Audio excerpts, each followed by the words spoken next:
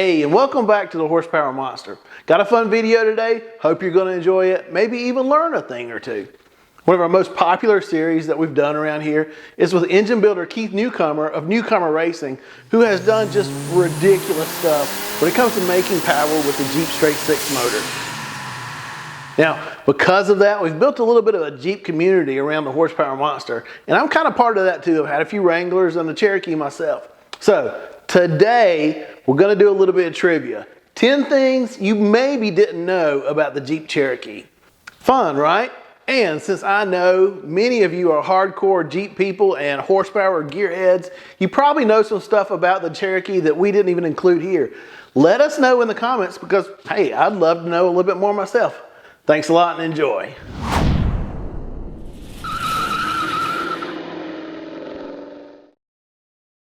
Number 1, the Cherokee debuted as a sporty two-door and even won an award. The Jeep Cherokee story begins in 1974, not as the family-friendly four-door you might picture today, but as a sporty two-door offshoot of the Jeep Wagoneer. Jeep literally chopped off two doors and gave the Wagoneer a cool kid makeover. Bucket seats, a racy steering wheel, bold stripes, all aimed at younger, more adventurous drivers. The result was the first generation Cherokee, known internally as the SJ, a full-size SUV with a fun-loving attitude. And talk about starting with a bang. In its debut year, the Cherokee became the first vehicle ever to win Four-Wheeler Magazine's Achievement Award. Now that may sound strange to you, but now we know it as the Four-Wheeler of the Year Award. Hey, not bad for the new kid on the 4x4 block. Jeep leaned into the Cherokee's youthful image. In 1975, they introduced the Cherokee Chief package, a wide-track version with axles 3 inches wider, big fender flares, and flashy stripes to match its swagger. Basically, it was a factory-built off-road party. Bolder stance, beefier Dana axles, and a paint job that screamed 1970s cool. By 1977, Jeep even added a four-door Cherokee model, essentially matching the Wagoneer's practicality as the lineup evolved. But that original two-door Cherokee SJ, which was the award-winning Trailblazer, proved that Jeep could blend rugged and trendy. It set the tone for the Cherokee name as an adventurous SUV from day one. Number 2, a French connection helped create the legendary Cherokee XJ. When you think Jeep Cherokee, you probably imagine pure American 4x4 grit. Hey, surprise! The groundbreaking SJ Cherokee, which was the downsized Cherokee introduced for 1984, might never have been born without a bit of French savoir-faire. In the late 70s, Jeep's then owner, American Motors Corporation, basically known as AMC, was cash-strapped and looking to develop a smaller, more efficient Cherokee.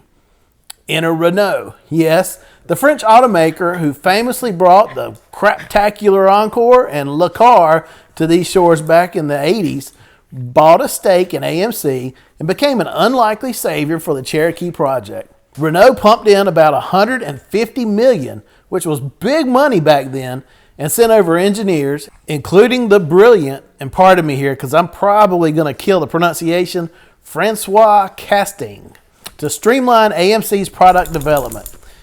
It's ironic but true. French financing and engineering played a key role in designing and building what became one of the most iconic American SUVs. Surprisingly, this Franco-American teamwork had big benefits. Renault's influence pushed the new Cherokee to be lighter, more fuel efficient, and even introduced advanced techniques like computer-aided design to AMC's design and production toolbox. The result was the 1984 Jeep Cherokee XJ, engineered by Americans and French, was a compact SUV that would set the 4x4 market on its ear and was a big hit with the American public. So, the next time someone calls the Cherokee all-American, you can gently remind them there is a little bit of French DNA baked in there too. Who knew a touch of Parisian flair helped Jeep create a 4x4 legend? Number 3.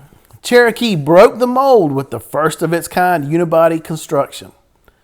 The Cherokee XJ didn't just shrink the SUV, it reinvented it. One of the most important design features is the 1984 Cherokee XJ was the first American off-road SUV built with a unibody design. Unibody means the body and frame are integrated as one unit instead of the traditional body-on-frame construction used on trucks and older SUVs. Unibody construction was already a staple in the car market at the time, but the Cherokee was the first to do it in a truly off-road capable 4x4. So why does that matter? In the early 80s, this was practically hair-safe for a 4x4.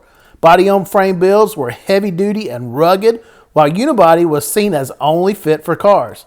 But Jeep's gamble to bring unibody technology to the 4x4 world paid off big time. By ditching the heavy ladder frame design, the SJ Cherokee went on a serious diet. In fact, it was about 1,200 pounds lighter than its predecessor. Imagine an SUV that doesn't guzzle gas like a thirsty camel at a water trough. The lighter unibody Cherokee delivered better fuel economy, and remember, that was a really big deal back in the 80s. A lower center of gravity and more car-like handling, all without sacrificing off-road toughness.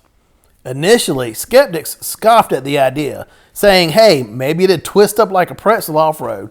And spoiler, it didn't. And the XJ's unibody proved quite durable. In fact, it was so solid that it became the foundation for countless lifted and modified off-road Cherokees later on. Jeep had effectively built a mountain goat on a car diet, a pioneering concept that was ahead of its time. Today, unibody crossover SUVs are everywhere, but the Cherokee XJ was the trailblazer that started that trend in America. Number 4, it was the first compact SUV to offer 4 doors. These days, SUVs come in all shapes and sizes, but in the early 1980s, a compact SUV was a novel idea, and a 4-door compact SUV was unheard of. The Cherokee XJ changed all that. Jeep noticed that competitors were readying small 4x4s like the Chevy S10 Blazer and the Ford Bronco 2, but those were 2-door only. So Jeep did something radical. They designed the new SJ Cherokee with both 2-door and 4-door versions from the get-go. It sounds obvious now, but at the time it was a game changer. Families and commuters who wanted 4x4 capability no longer had to squeeze into the back of a 2-door, or worse, climb over folded front seats. With the Cherokee XJ, you got the convenience of a 4-door wagon on a tough off-road package. The best of both worlds. The response was overwhelming. In fact, the demand for the 4-door Cherokee far outstripped the 2-door, reportedly even catching the brass at Jeep by surprise. The 2-door XJ would actually become something of a rarity because the 4-door was just so popular. Buyers loved this rugged little SUV, could haul kids and groceries during the week and tackle trails on the weekend. Plus, it just looked good too, and unlike anything else on the road at the time. Cherokee's rivals took nearly a decade to catch up. GM didn't add 4 doors to its Blazer until the 1990s. And by then, the Cherokee had cemented itself as the segment's practical pioneer. So, if you enjoy your 4-door family SUV today, give a nod to the SJ Cherokee, the first to show that off-roaders can make room for everybody. Number 5. The SJ Cherokee was such a hit, it actually doubled Jeep's sales. If the old Cherokee SJ was a slow burn legend, the 1984 SJ Cherokee was an overnight superstar. Jeep absolutely struck gold with the XJ's formula of compact size, efficiency, and great off-road capability. How successful was it? Jeep's overall sales doubled after the SJ Cherokee debuted. The new Cherokee drew in all kinds of buyers, off-road enthusiasts, outdoorsy families, heck, even city dwellers who just like the idea of a tough little SUV. It turns out a lot of people wanted a vehicle that could do school runs on Friday and forest runs on Saturday. Who knew? The XJ didn't just sell like hotcakes. It racked up trophies too. In its first year, the Cherokee swept the 4x4 Industry Awards, being named 4x4 of the Year by 3 different off-road magazines at once. Reviewers praised its perfect blend of on-road civility and off-road prowess. It was comfortable enough to be an everyday commuter, which was a novelty for an SUV back then, but still a legitimate off-road performer on rough terrain. In fact, the Cherokee's runaway success in the 80s was so great, it helped save AMC, Jeep's parent company at the time, from financial ruin, at least for a while, and caught the attention of Chrysler, who would actually buy Jeep from AMC in 1987. Simply put, the Cherokee XJ became the poster child of the SUV boom, and its sales charts looked like a rocket launch. Number 6, it refused to die. The Cherokee's incredible 18 years on the production line. In the auto world, most models undergo a redesign every 5 to 7 years. The Cherokee XJ laughed in the face of such timelines. This SUV was so good and so beloved that Jeep kept it in production for 18 model years, 1984 through 2001 in the United States to be exact, with only minor changes. That's an eternity for cars. Over that span, nearly 3 million XJ Cherokees rolled off the assembly lines worldwide. Talk about longevity. Even as it aged, people just kept buying it. Jeep gave the XJ a couple of refreshes, like a new interior here or a facelift there, but the underlying design and the square-jawed style stayed fundamentally the same because, well, why mess with success? The Cherokee's durability wasn't just in sales numbers, it's literal too. Countless XJs are still on the road and the trail today, a testament to their toughness. In fact, the XJ earned a reputation as the cockroach of SUVs, and we mean that in the absolute best way possible because it just wouldn't die. Now that's definitely helped by the iconic straight 6 engine that's widely recognized as one of the toughest ever designed. From the factory, these engines don't make tons of horsepower, but the torque is plentiful and they shrug off abuse and neglect that would totally destroy many other engines. Now in 2011, Kiplinger named the Cherokee XJ one of the cars that refused to die, citing how many high mileage examples were still kicking. And auto critics have heaped praise on its impact. Notably, Automobile Magazine included the XJ Cherokee among the 20 greatest cars of all time for its influential design. High praise for a humble SUV. And the XJ's DNA can be seen in virtually every crossover and SUV that's come out since. So, if you've ever met an old Cherokee with 300,000 miles on it, show a little respect. It's a living legend that helped make SUVs what they are today. Number 7. There was once a Cherokee pickup truck. Surprise, the Cherokee isn't just an SUV. It once had a pickup truck sibling. And this was long before the Jeep Wrangler spawned the Gladiator based on the same design. Meet the Jeep Comanche. Now, if you haven't heard of it, don't worry. Many Jeep fans haven't, because the Comanche had a relatively short run from 1986 to 1992.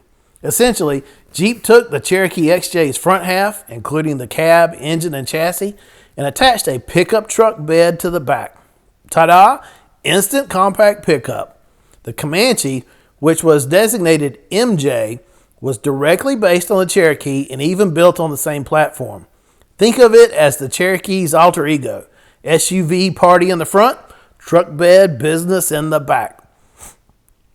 The Comanche came in 2 bed lengths, a 7-foot long bed for the serious haulers and a smaller 6-foot version that made the dimensions seem a little bit more balanced. And it was offered in 2-wheel drive and 4-wheel drive, just like the Cherokee. Now it was pretty capable too. Some models could haul over 1,400 pounds of payload, and impressive for a small truck at the time. Enthusiasts loved its off-road prowess. Imagine a pickup that can crawl trails like a Cherokee. So, why is it forgotten? Well, the late 80s were a competitive time for small trucks, and despite its strong points, the Comanche never sold as well as the Cherokee SUV. It was overshadowed by Ford Rangers, Chevy S10s, and its own wildly popular Cherokee sibling. By 1992, it bowed out. And today, the Comanche is something of a cult classic, a quirky piece of Cherokee history.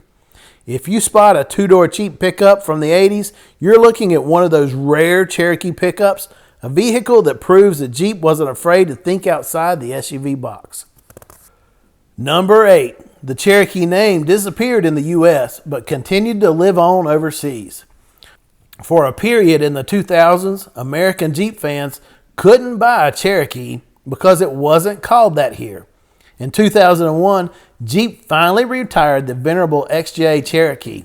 Its replacement was a more modern, rounded SUV given chassis code KJ, released for 2002. Now, Jeep decided to market this new model in North America under a different name, and the Jeep Liberty was born. However, in most countries outside the U.S., the very same vehicle was sold as the Jeep Cherokee. That's right, the Cherokee never actually left the world stage.